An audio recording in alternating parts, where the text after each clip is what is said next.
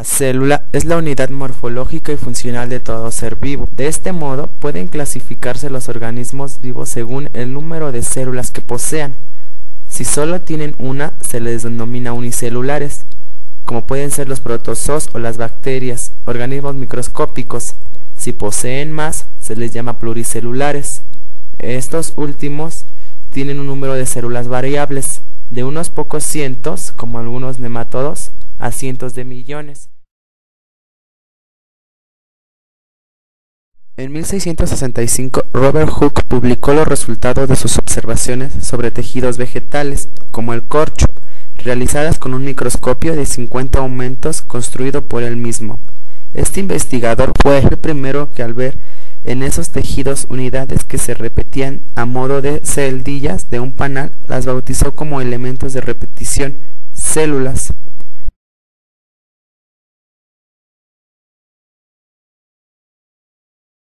En 1830 se disponía ya de microscopios con una óptica más avanzada, lo que permitió a investigadores como Theodor Schlaun y Matthias Schilden definir los postulados de la teoría celular.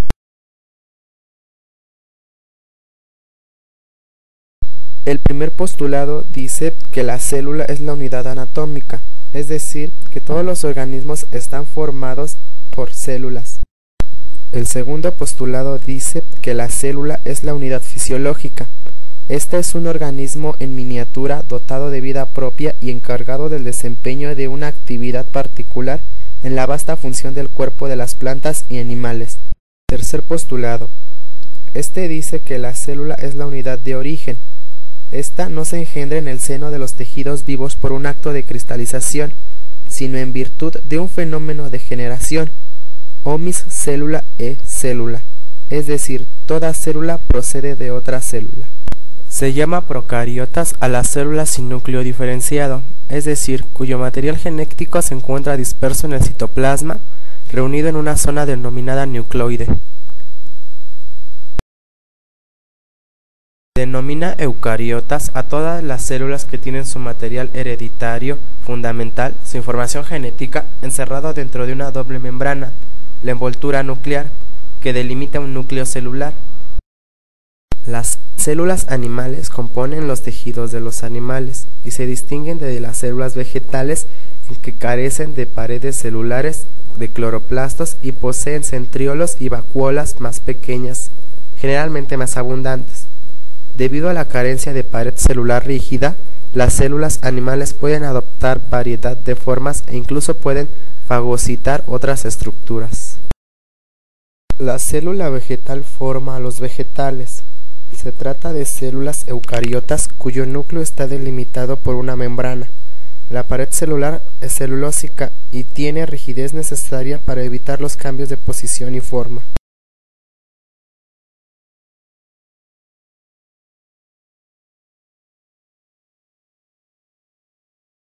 La membrana plasmática es una estructura laminada formada por lípidos con cabeza hidrofólica y cola hidrofóbica y proteínas que engloban a las células.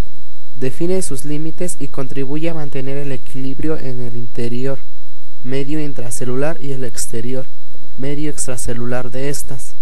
Está compuesta por una lámina que sirve de contenedor para el citosol y los distintos compartimientos internos de la célula, así como también otorga protección mecánica.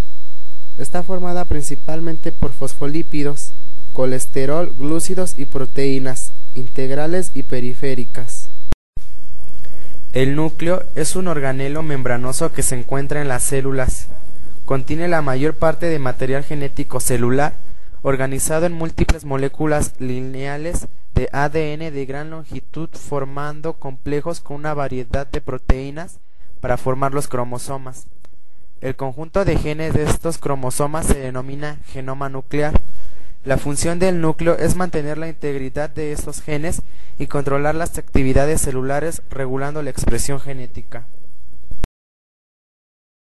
El citoplasma es la parte del protoplasma que en una célula se encuentra entre el núcleo y la membrana plasmática.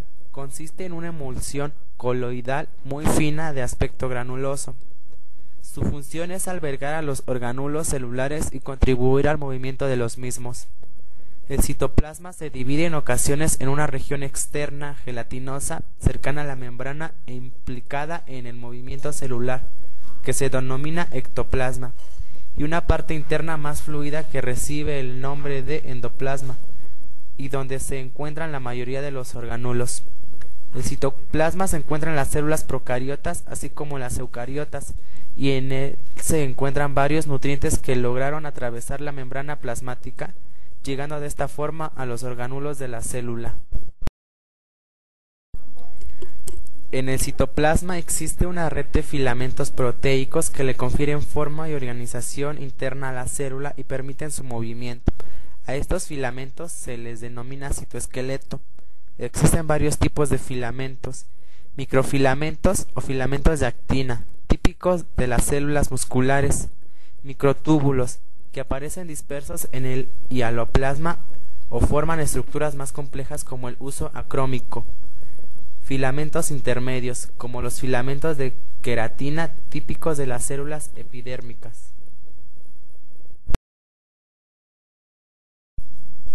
Los lisosomas son vesículas esféricas. Contienen alrededor de 50 enzimas, generalmente hidrolíticas, en solución ácida. Las enzimas necesitan esta solución ácida para un funcionamiento óptimo. Los lisosomas utilizan sus enzimas para reciclar los diferentes orgánulos de la célula, englobándolas, dirigiéndolas y liberando sus componentes en el citosol. Este proceso se denomina autofagia.